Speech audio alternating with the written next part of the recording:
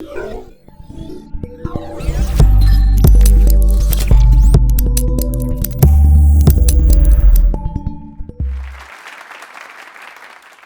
my name is Michael Serban. I am the principal of Naranca Elementary School. This is the unrealistic reality that many of our students face in today's educational system because they are forced to learn. They are forced to learn when to learn, where to learn, how to learn, and why to learn. They aren't given a choice. They're not inspired, and they're not interested. This reminds me of a joke or a book that I heard about, and the joke kind of goes like this. Woman walks into a room, and she looks down, and she says, "Honey, it's time for school. Let's get up. Come on, get out of bed." And you hear from under the covers, "I don't want to get up. I'm tired. Students don't like me. Kids don't like me. There's a teacher doesn't like me. It's just, I don't want to get up." And you hear again, "Honey, come on. It's the first day of school. Let's get up. Let's get out of bed. Come on." And you hear from under the covers, "Give me one good reason why." She walks up, pulls back the covers, and says, "Honey, because you're the principal." And I laughed at that too. But I realized at that moment, I was laughing at that because it was true. It was true in my life that I was dreading to go to school every single day. And if I was dreading to go to school, were the teachers dreading it? Were the students dreading it? That look shows it all. So the reality is we needed to do something differently. A year and a half ago, Dr. David Miyashiro, our current superintendent, came to our school district and inspired the teachers, inspired the principals, inspired the students to think differently, to do things differently. He had trust in us. He had faith in us. He brought passionate videos, speakers, many speakers, to inspire us multiple times throughout this year and a half. He brought one speaker in particular. Stedman Graham came and spoke to the district, and he came and spoke at our school. And he said one thing. He said, "What do you love? What do you love more than anything? And do that every day of your life. Because if you do what you love every single day, you'll never go to work again." And for some reason that day, it all made sense to me. I was like, this rang true. And I've heard it before, but this moment rang true. And I thought, we need to do something differently. And so from that, this picture right here, we tried to capture this picture in what I'm going to explain next. What she's thinking right there, that daydreaming moment when she's in class, and most of the time she probably would have gotten in trouble. "Hey, come back to attention," that kind of thing. She's daydreaming. I want to capture, I want to know what is in that thought right there. What does she love? What is she passionate about? And how can we make that a reality for her in school today? From this idea, the Success Project was born. The Success Project came to life because we got a group of 12 teachers at Naranca Elementary School. Every single teacher was on board. Stedman Graham came and spoke to our school about this idea of love, what you do. Every teacher was on board. I had to keep them back and trying to select a group of 12 to actually participate in creating. And what we created was a template website for every single student. And we created this website so that they could do the following. And this is a Success Project boiled down to one piece right here. It's, what do you love, students? How can I help you turn that love into a dream, that dream into a goal, that goal into an actionable step-by-step plan that you can begin working on today? Not 10 years from now, not a month from now, not 2 years from now, today. How can we help you make that dream based on what you love a reality? So that when they come to school, they know that they're going to spend a portion of their day working on themselves. And I want the students, based on that, to be excited and passionate and wanting to bust down the gates every day. And if we know what they love, we can then turn that around and say, based on what you love, this is how reading, writing, and math will make that love come true. So as we were thinking about this, we're like, how do we get this out? This is a great idea, but how do we sell it to our students, sell it to our teachers? How do we make this a reality? So the first thing we did is we had the Success website. So we created the template, 12 teachers. We got an outside grant from an outside company. We got this, and we took the whole year to create this template website. And the website simply walks the kids through the process of, what do you love? And they write it down. How can you turn that love into a dream? What are some goals you can make based on your love? Let's take one of those goals and make it that plan so you can start working on it today. And it's a cyclical process. So it doesn't just stop once they have their goal and their plan. If they don't like that goal, chuck it. Get a new one. And go back to your passions. Find another passion, make another goal. And I don't necessarily care what those goals are about. I just want them working on something that they're passionate about in the school. It could be a future career, and if it's for a kinder, it might be how to get the next SpongeBob game. I'm totally okay with that. So the idea is this, is then we had our Success Project website. What we wanted to do next is we needed to figure out how to get it out to the school. Every single school, most schools, have what they call character assemblies, an opportunity for the kids to come into the auditorium, and either it's the principal or a teacher or some great assembly that they're going to put in place to inspire their kids to do things differently. Think about character, think about empathy, think about kindness. And usually what happens, for 2 or 3 days, the kids think about it, and then 3 days later, it's gone, or they might have even forgot it the minute they walked out the door. So what happened was we said we need something else, another kind of assembly. So what we created was the Success Assembly. So we still have the Character Assembly because that's important. Kids need to know character, need to develop their character. More importantly, we wanted them to think about their success. So based on the template website, we take one tab of that website, which might be, what are your passions?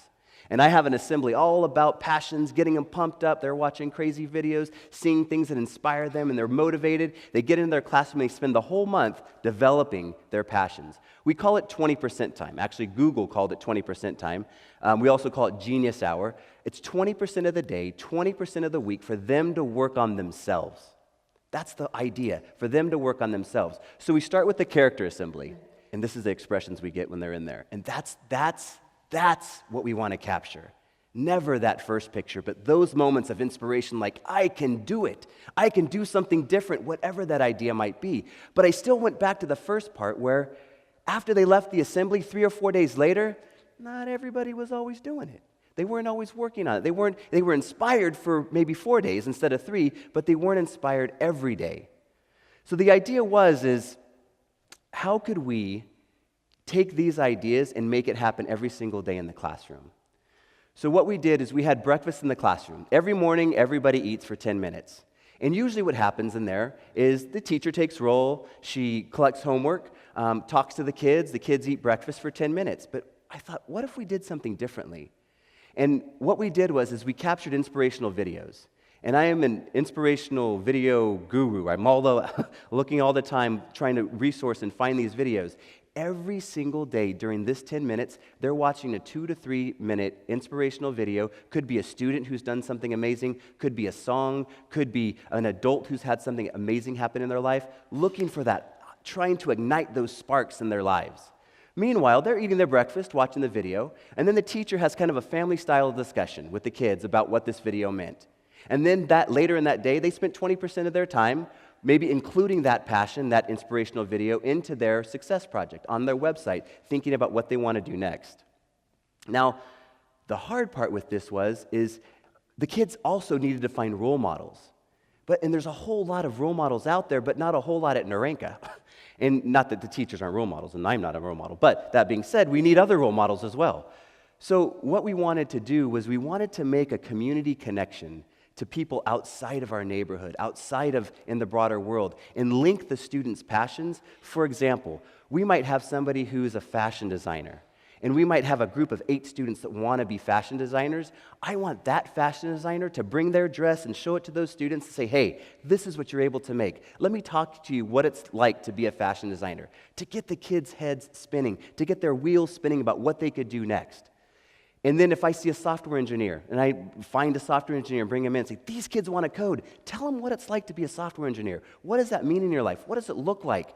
Inspire these kids. And it's just going to be the 5 or 6 kids. We're just starting this process, and we're getting great results with the passion and excitement of the kids and of what could potentially happen with this. Now, the second part of it, or the third or fourth part of it, was to bring our parents and get them involved as well. And normally, parent involvement at a school is open house, parents drop their kids off, parents pick their kids up, and that's the extent of it. Maybe a hi, and that's about all. What we try to do is we try to involve our parents in the students' lives in school. So we created a Family Friday. And we've had Family Friday for a while, but we wanted to make it a little bit different. And what we decided to do was bring the parents in, and we had an assembly where I explained to them what the Success Project was all about. Then we had our parent support team escort them down to the classroom, and the parents sat for 10 or 15 minutes, and their child explained to them, hey, Mom, this is what I'm passionate about.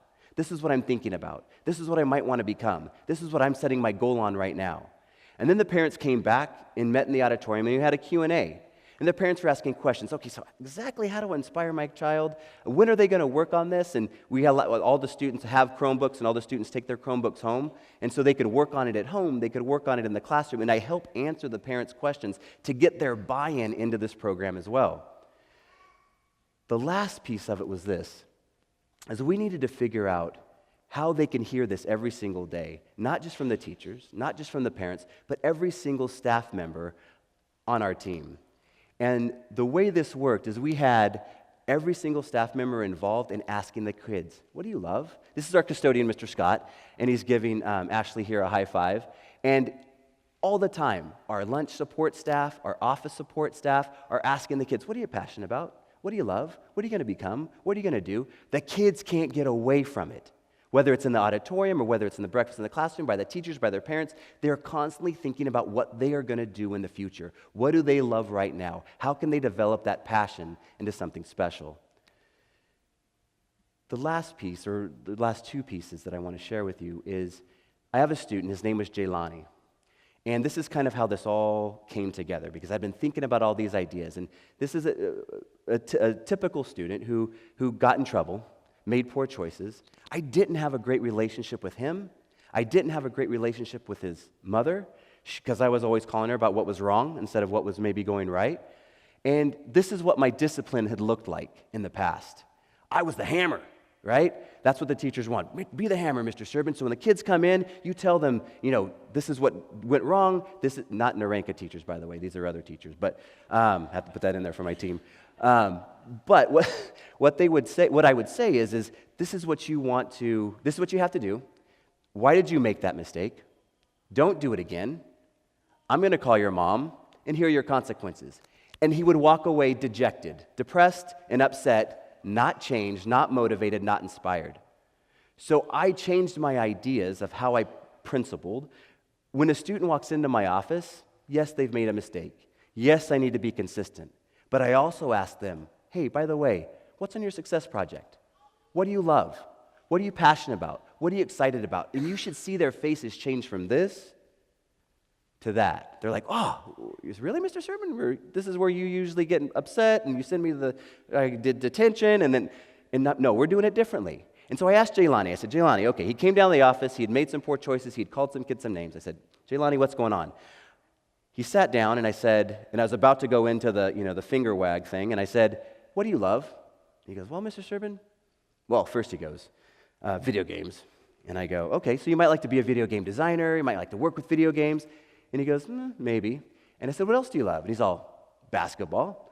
And I said, what do you love about basketball? And he stopped, and he got that look. He said, actually, Mr. Serban, I want to be a basketball coach. I went, really?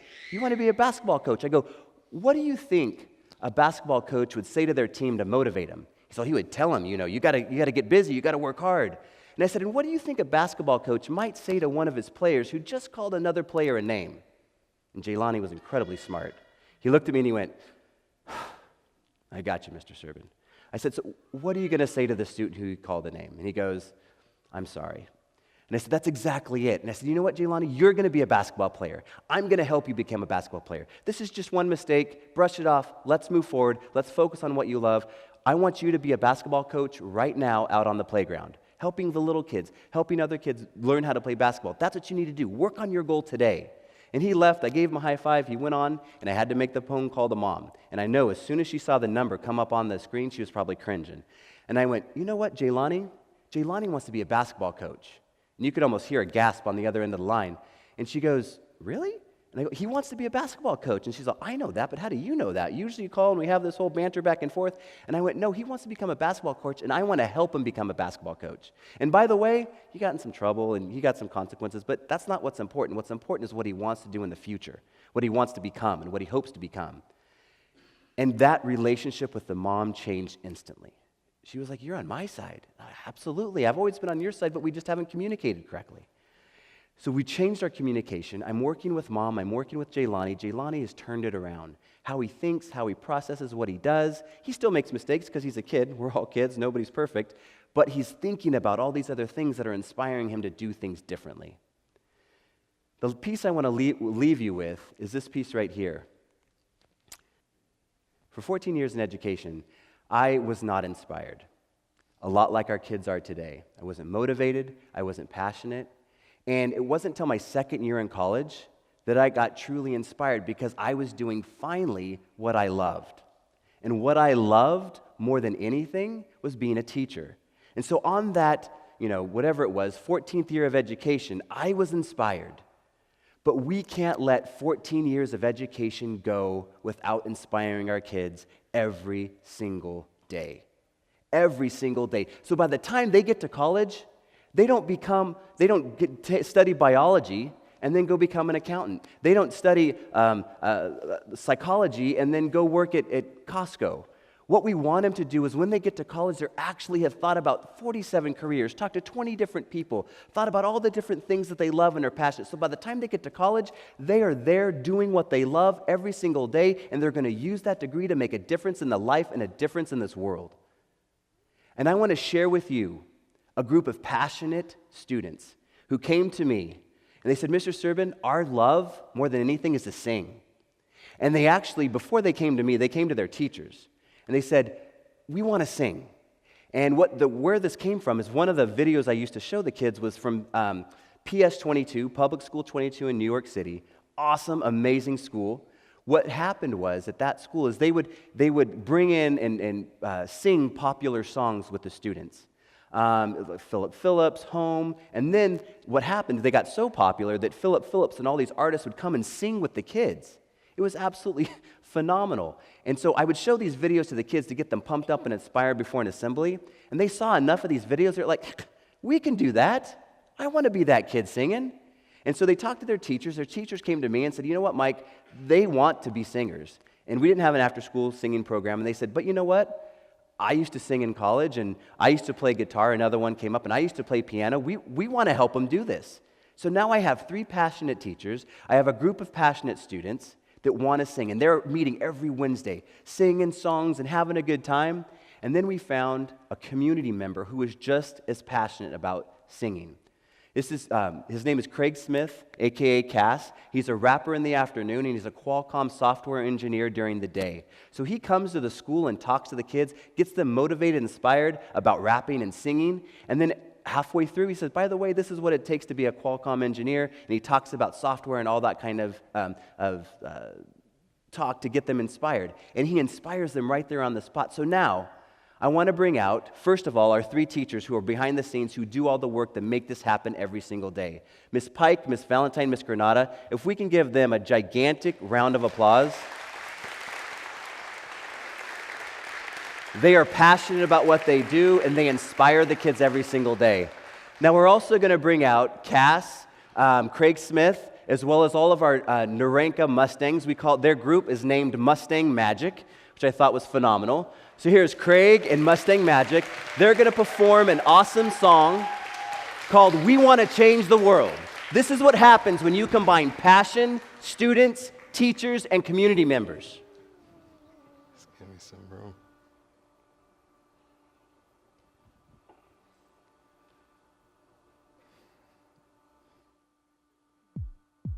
All right. Yeah. All right. 5, 6, 7.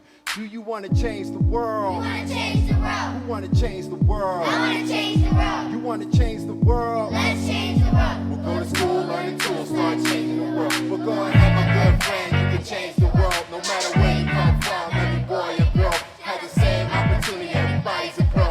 From the very long ocean, from the ocean of love. You want to change the world? I want to change the world. Who want to change the world? I want to change the world. You want to change the world? Let's change the world. We go to school, value rules, start changing the world. We want to learn how to code, want to build new roads, put on the suits and the boots, work hard at our goals. We want to dream like Dr. King, want to learn how to sing. We want to dance in the rain, wanna change the world. wanna change the world. You wanna change the world. I wanna change the world. You wanna change the world. Let's change the world. We go to school, we good to start changing the world. We wanna obey the laws, we wanna still be free. We wanna take care of earth that takes care of me. We wanna grow up real strong, go after our dreams and not be afraid to fly and spread our wings. You wanna change the world. Wanna change the world. You wanna change the world. Wanna change the world. You wanna change the world. Let's change the world. We go to school, learn the tools, start changing the world. Yeah.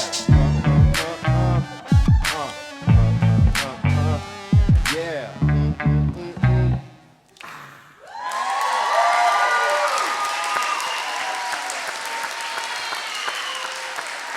Good job. Good job, guys.